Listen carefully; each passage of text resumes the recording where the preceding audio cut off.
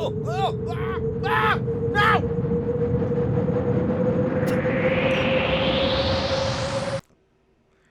I'm being so unbelievably serious right now when I say that I don't want to watch this movie. Oh God, no! Oh wow! Hey, I'll give it to. That's pretty. Those are some good effects. Oh God! Holy sh! Get him again! Get him again! Get him again! He's not dead. Yes. Yeah! Hell yeah! Let's go! Let's go! Let's go! Okay. Oh! Oh! Oh no! Oh no no no no no no no no no no no no! Oh! Oh no! Oh! Oh my God! That! That dude! Jesus!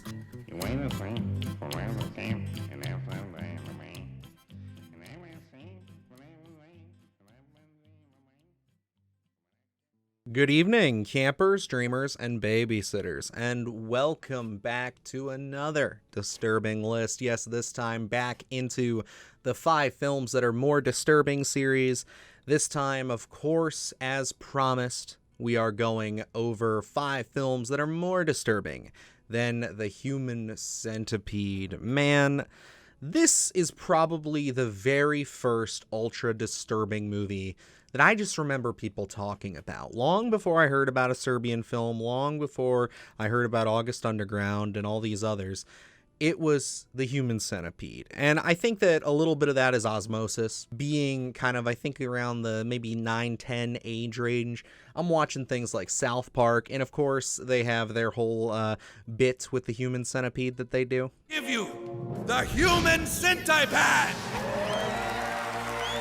For many people my age, the Human Centipede, I mean, this was just, it plagued our childhoods because this was that extra over-the-top, super extreme horror movie that was oddly on the early days of streaming Netflix, just widely available. So yeah, a lot of us got to see it early, and it got talked about a lot, especially once we discovered the internet and people started talking about, you know, all these extreme horror films, and you're trying to look up all these lists. Human Centipede is always there. So yeah, I was coming at this from a very interesting and unique perspective. I was actually eager to see if the Human Centipede actually held up after all these years, and the thing that I took away from this and made it kind of my challenge for this video. The Human Centipede's actually pretty damn funny. We need help. We have a flat tire. Sag mal, dich kenne ich doch. Von dir habe ich doch eine ganz heiße Kassette zu Hause.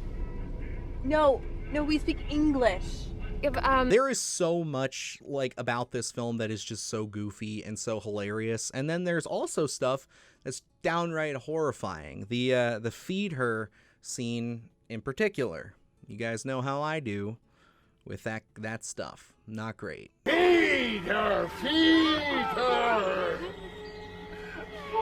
Hard! Swallow it!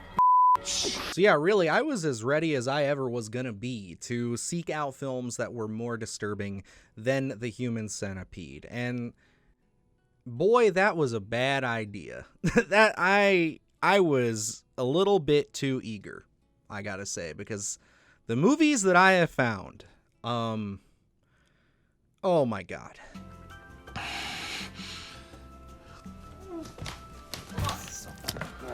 Oh my God, I hate this. Kicking things off at my number 5 pick, we have 2012's The Seasoning House. Sold to a brothel deep in the woods to work as a caretaker, a hapless deaf girl must summon the courage to fight for her life. Originally, when formulating this list, I did not have this movie here. I had this as another one of my picks for disturbing films I will never watch again. Kind of felt like The Seasoning House was an appropriate pick for this. So again, number 5, always my mulligan, always my take it or leave it pick. But for me, The Seasoning House definitely is more intense than Human Centipede. It's more disturbing because it's so much more real. This is a really well done movie. I'm 30 minutes in.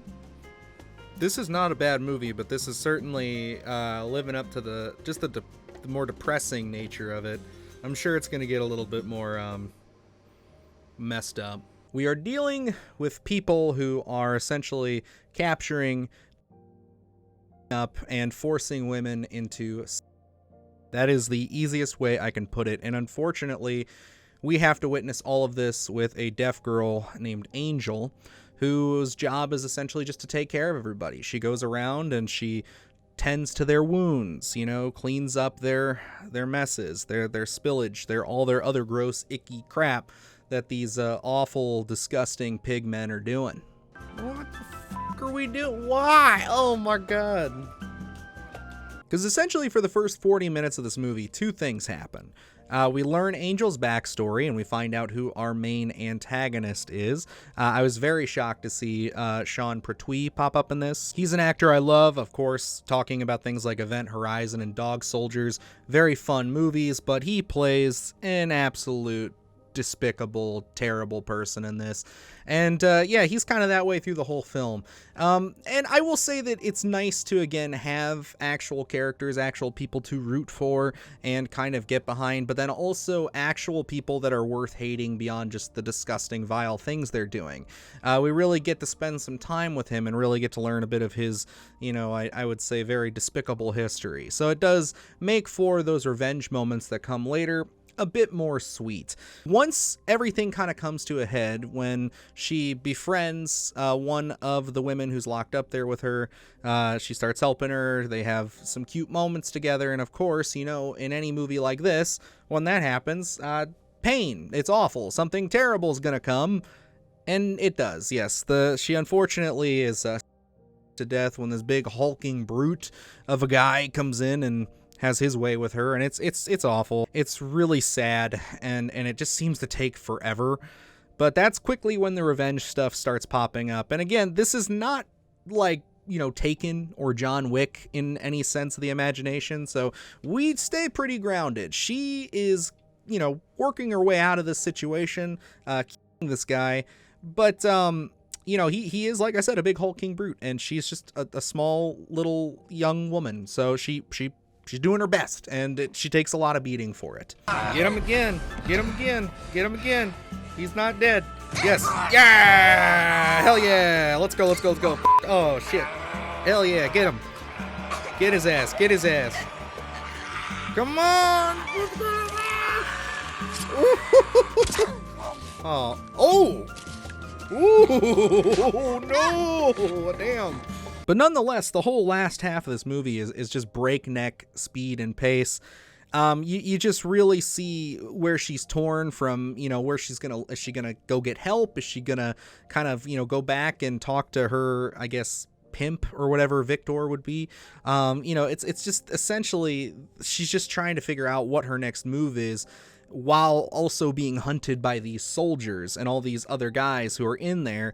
And it's really intense. It makes for some really brutal sequences again. And I think the follow-up for me here, the other scene that's really quite gross beyond, again, just the regular outings of a brothel or trafficking ring kind of situation, is a lot of women die in this movie.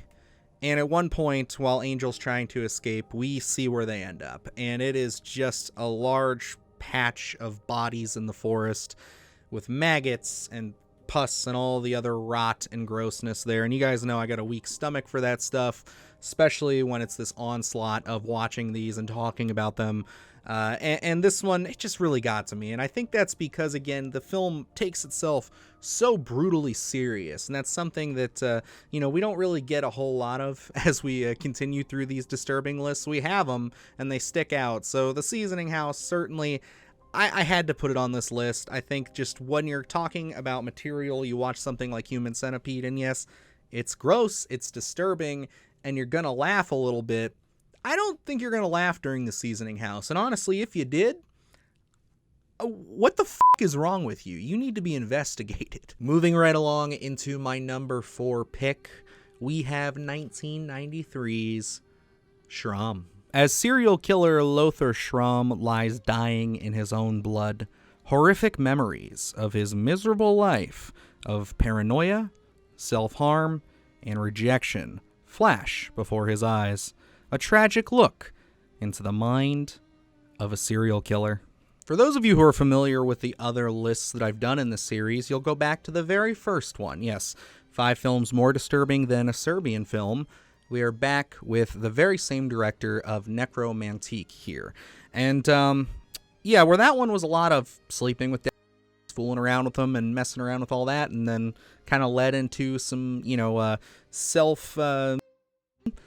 this one kind of skips all that and more or less tries to be kind of like a German version of Henry Portrait of a Serial Killer in a lot of ways. That's probably the easiest way I can describe it. Except instead of a bunch of people, he definitely does, especially right at the beginning. He puts a lot of the pain and the suffering on himself. So, I guess that's good for the characters in the movie, but it's not great to watch. It's not. Okay. Yeah, this one, it goes for all the easiest tricks in the book. There's nothing that's going to shock you when it comes to kind of the work that we've experienced with this director prior. If you've seen Necromantic, that, yeah, it's going to be a lot of naked people and a lot of naked people just mutilating themselves. But there is a couple of scenes in here that definitely put this one above the others. The big one, and I'll just get right out and say it, there's a sequence in this movie where our lead character, Lothar here, I don't know what he's doing. I don't know where his head's at. I mean, I don't know where his head's at the entire movie. And that doesn't help with the fact that I didn't have the subtitles for this, so I don't know what dialogue was being said, but I just went with it and rolled with it. And, yeah, he just decides one day, I'm going to take my my schmeat, I'm going to flop it out on the table, show it to the audience, and instead of admiring it for all its small proportions, I'm just going to start drilling hammers into it, or nails, hammering nails into it. I'm dead serious. He just starts taking nail after nail and just starts going to town on himself. And it's in your face. You see it, you watch it, you see all the flesh and everything curling and twirling. I couldn't even watch it.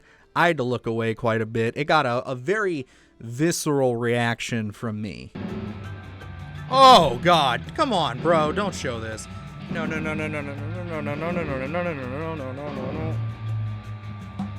Oh! Oh, God! No!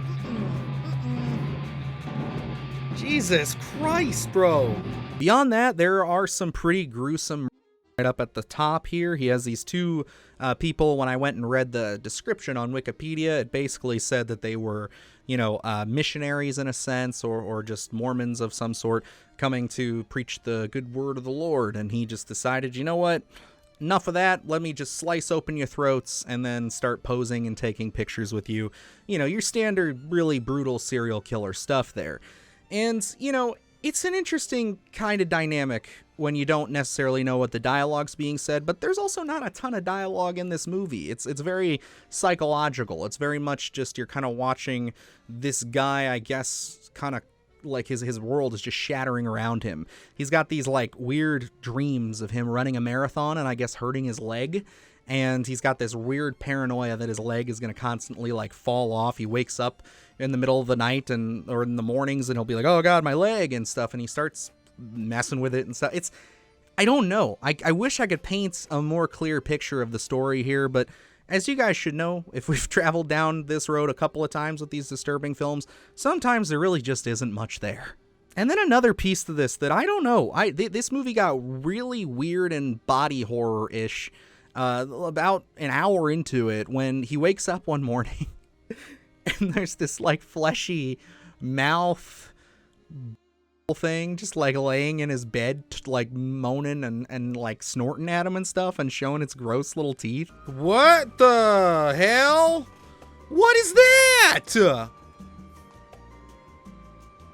It is the strangest shit in a world of just strange ass shit that's always going on with SHRAMM here. Like, I mean, I don't know. This movie, maybe it makes more sense if you have the subtitles, if you know what's going on. Again, reading the description on Wikipedia, which I know isn't the most reliable, it seems like they left out quite a bit because it really just nails the basics of what I think happens. But yeah, this one to me, when it comes to the body horror, the disturbing stuff, it's definitely, it has a kinship with Human Centipede in the sense of, there's a lot of relation. But like I said at the beginning, I was pretty impressed with how, Human Centipede is actually a lot more restrained when you go back to it. You don't necessarily see all the cutting and the sewing and everything of that.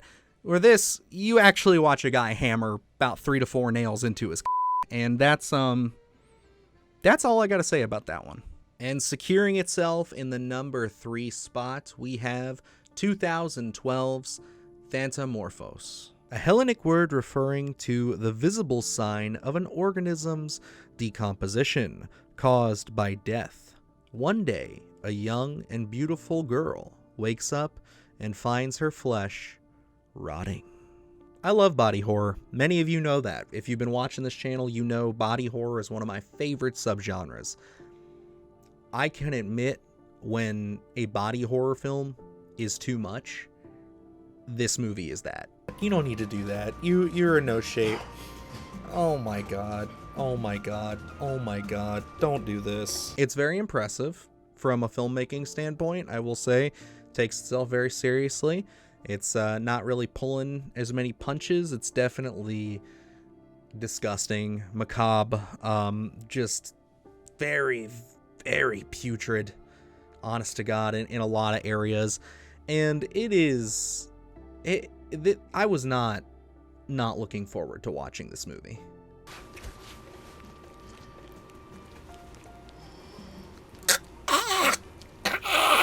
Not only was this film the longest at 1 hour and 40 minutes, but this one, to me, there's a couple of different angles that are really just, hitting me right in the guts, making me want to just hurl. There's a lot of sex during the decomposition stages. It's very, very in your face. It's not really shying away from showing a whole bunch. And it is just, there is so much that you see. There is nothing left up to the imagination, and it's putrid. I hate it, and it's something that's like, I understand that I'm assuming all the ladies who are watching this right now would agree with me that dudes, we have the easy end of both the nether region areas when it comes to just maintenance, general upkeep, taking care of it. Like, it's easy peasy lemon squeezy for us. But ladies got so much more going on, so much more to think about, so much more to contend with, that when you bring in this factor that she's rotting from the inside out and these, dudes are still coming over here and you, like, it's just a whole ass disturbing sandwich of grossness.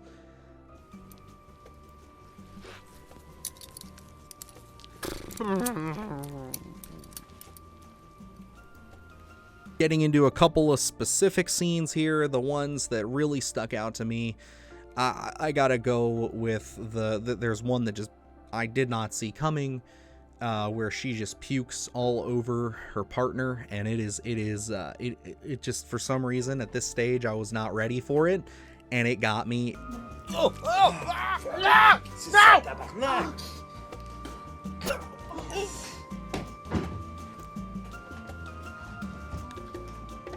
At one point, one of her, I guess, past lovers comes to check on her, and she offers to give him some, I guess I'm gonna have to censor that. And that starts happening, and it's a very long scene. And at this point, she's got like a head wound, and she's got bandages wrapped around it, and then she starts squirting all this on her head. It's like, I don't know, I hated that. And then when all is said and done, she spits it all back out, and it's like, I didn't need that. I didn't need that. This is so fucking gross. Oh my god, I hate this. And then just in general, basically any sexual act that takes place in this film past that point it's haunting. It's terrible. I hate it. It is arguably possibly the grossest movie I've ever seen. I can't say that. You know what? We'll save that for the big list. We'll save that one. I'm not a fan, and I think that if you have a weak stomach, or even if you just have a normal stomach, don't watch this. You won't make it. It's awful. It is truly deplorable, and it's on Tubi. And taking the number 2 spot, we have 1996's Ebola Syndrome. A Chinese restaurant worker wanted for murder in Hong Kong contracts Ebola in South Africa, becomes immune to it, and unknowingly spreads the virus there, then comes back to Hong Kong and continues to infect people with it. I do not go into these lists anticipating to like something, anticipating to have something when I get out of it that I'm going to say, okay, I could rewatch that. I could go back and I'd love to show this to people. This is a movie that actually does that for me. And I kind of felt like it was appropriate to at least include this on the list because, like I said in the intro, you know, the Human Centipede is a little bit more watchable than I remember it being. It's not so much about the in-your-face craziness of all of the disturbing practical effects and craziness of that film. It's wild, but it has this element of dark comedy that helps kind of make that wild, crazy disturbingness a bit more digestible. And Ebola Syndrome has that, but I wouldn't say that it makes it digestible. If anything, it's just an insane dash of wildness on top of something that is already very screwed up and very, very disturbing. The best way that I could sum this up for you guys is Ebola Syndrome is Ace Ventura meets Maniac. Ew. Holy shit. This is unbelievably rancid. There's quite a lot in this movie to go over, so I'm just going to hit a couple of the key scenes that I think are most noteworthy, because this movie is just chock full of messed up stuff all across the board. Yes, there's a warning, there's a lot of essay in it, and it's pretty it's disgusting along with disturbing, because, you know, the whole kind of virus contraction kind of subplot here that we have going on is very much, you know, always lingering in the back of your mind. So as he's sleeping with people, whether it's, you know, consensual, non-consensual, he's going for it. And you just know he's making these people just as sick as he is. And that adds that extra element of gross factor to it. But it still starts off very, very, very gruesomely. Because again, essay stuff, lots of violence. There are some kills in this that dare I say are downright impressive. There's a couple of really neat little tricks they used to kind of do blood sprays and things like that I caught while watching the film, and I can admire stuff like that. It's that homemade movie making that I really like. But then I have to go back to the movie, and yeah, we just we go down some weird avenues with this one, man. Like, this guy, at one point, he takes some raw beef from the restaurant that he's working at while he's in South Africa hiding from the police. And, you know, he's just really, really, he just can't help himself. So he takes this raw piece of beef, he carves himself a little hole in there, and then while the neighbors to the restaurant are having this very, very loud, very in-your-face kind of sex scene, our boy is just listening on the other side of the wall, just going to town on a piece of beef. Oh no, he put it back in! He put it back in! He put it back in for tomorrow! Why? And, you know, I mean, that's what happens. I don't know what to expound upon that anymore. And this movie just really goes through some odd places. At one point, our main character here and his boss, they meet up with this tribe where they buy some pigs because the ones that they're selling in the city for his restaurant are too expensive. But all those people are dying. They're in the midst of like an Ebola outbreak.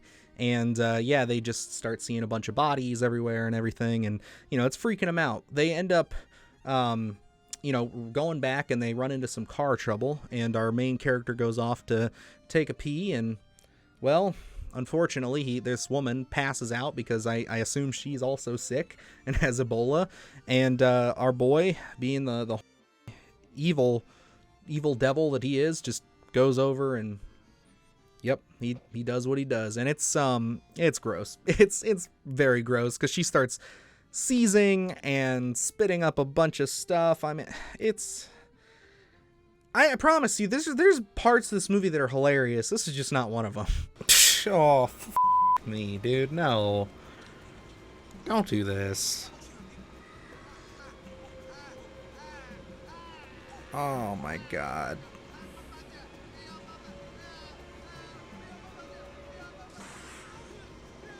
But really, I think once you get past all these really terrible scenes, yes, there's a lot more murder, there's a lot more craziness. Like, he does end up killing his boss and, essaying his wife and murdering her. And he takes over the restaurant for a couple days, and he cooks the wife and the boss into meat and starts selling it to people. And that also spreads a bunch of Ebola.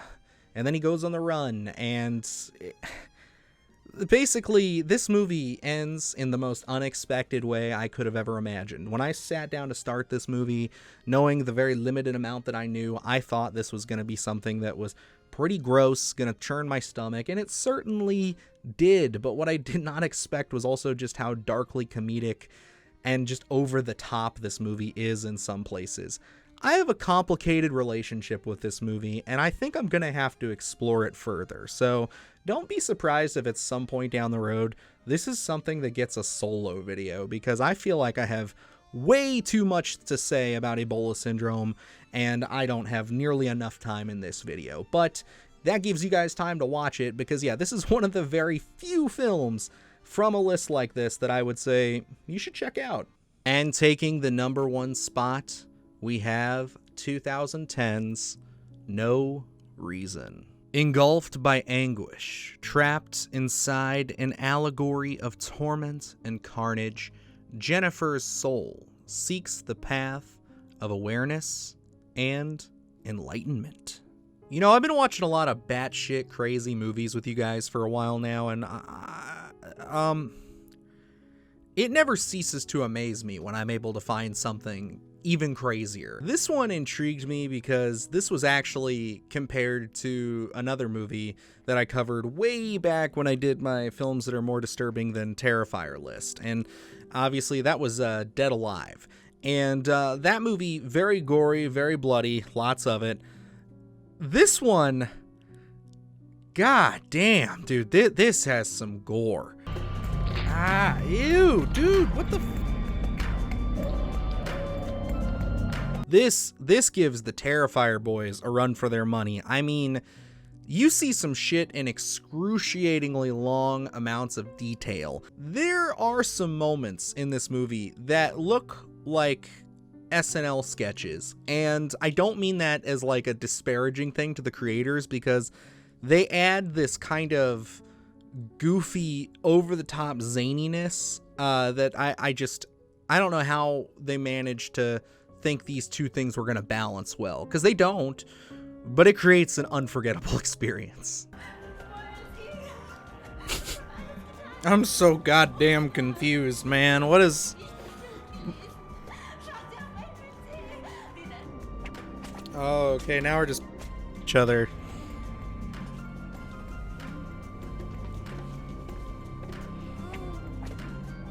And I'll get this right out of the way here. I mean, there's really not a whole lot as far as like essay stuff in this one, which is good. It's a great change of pace. I'm really happy that's not there, especially after the seasoning house. But with this one, it's all body horror, body torture. It's a lot of, and you get to see a lot of pieces, a lot of appendages, a lot of things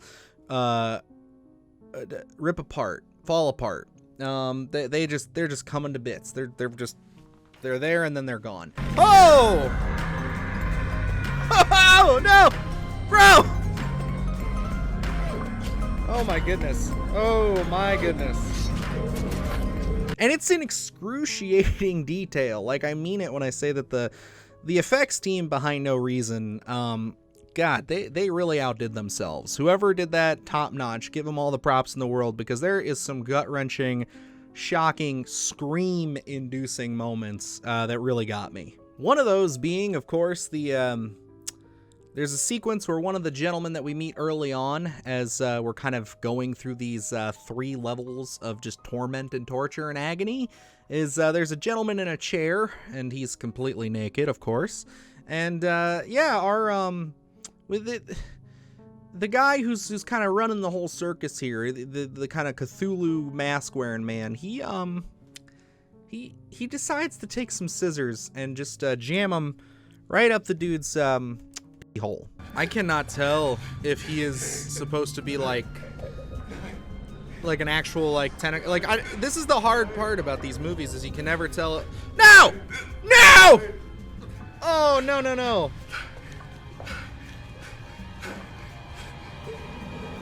Oh! Oh! Oh no! Oh no no no no no no no no no no no no no no no! Oh! Oh no! Oh! Oh my God! That! Yeah, dude! Jesus Christ! It's really all there for you to see, and it is some gnarly stuff. Again, like, I was very uncomfortable. It really got an audible gasp out of me there. Beyond that, there is just a never-ending, like, just smattering of gore and splatter throughout this movie. It gets very desensitizing, and then they start hitting you with something crazy, because there's a twist in this. So, like, the basic premise is that Jennifer wakes up in hell. We don't necessarily know what this is. It might be like a purgatory type thing, going through 3 levels. And, you know, the first level, she just has to watch a lot of people, I guess, that she interacted with throughout the day die, or people that mean something to her. They have to die in brutal ways. The second one is just an of torture and just awfulness. We see people's getting bit off and stuff. Like, it's nuts. It's absolute craziness. The final segment is really just her meeting up with, I guess, these other folks who have passed through these 3 levels and now seeing what's left of them and what has become of them. Again, really great practical effects here. A lot of great prosthetics and things. These fuckers are just also beating the shit out of each other, ripping each other apart. It's just, like I said, it never ends. It's just constant splatter, gore, torture, and it's just going and going. And then we get a twist, because the cops show up after she finally, I guess, makes it to the end of this, and they find all these dead bodies and everything, and then we start to see what actually happened. Because yes, all of this was in her head. She had some kind of, they claim, drug-induced psychosis, and she went on a rampage and just killed a ton of people. And we get to watch that, and we get to see the comparison of what she saw in the kind of fake made-up world, or the hell world, versus what actually happened. The first thing we see is her interacting, you know, with her son, who we were led to believe is her son, but I guess it's not. It's the neighbors. She starts just, like, letting him hang out. He's sitting on the bench. She gets a pistol, and then she starts pointing it at him. And you're like, well, what the heck's going on? And then it's like, oh, okay, she's not going to do it. Okay, why is she doing that? And then she kid. Now I'm talking to like a 3-year-old kid in the head, and you see it all. Oh, wow. Point blank, it's just, when I thought this movie couldn't shock me anymore, that's what it went and did. This has been a very scatterbrained kind of breakdown segment of this movie, but this is a very scatterbrained movie. It's insanely brutal. It's got a lot of big allegorical messages it's trying to get across that I would say it does not succeed in. And yeah, this is truly just one of those things that will easily be one of the craziest, wildest films I have ever seen. Even just on the sense of not the disturbing and the gory stuff, just like this is just somebody with ideas, and they just threw them on paper and convinced some people to shoot them. So you know what? All good for you. I'm not watching this shit again.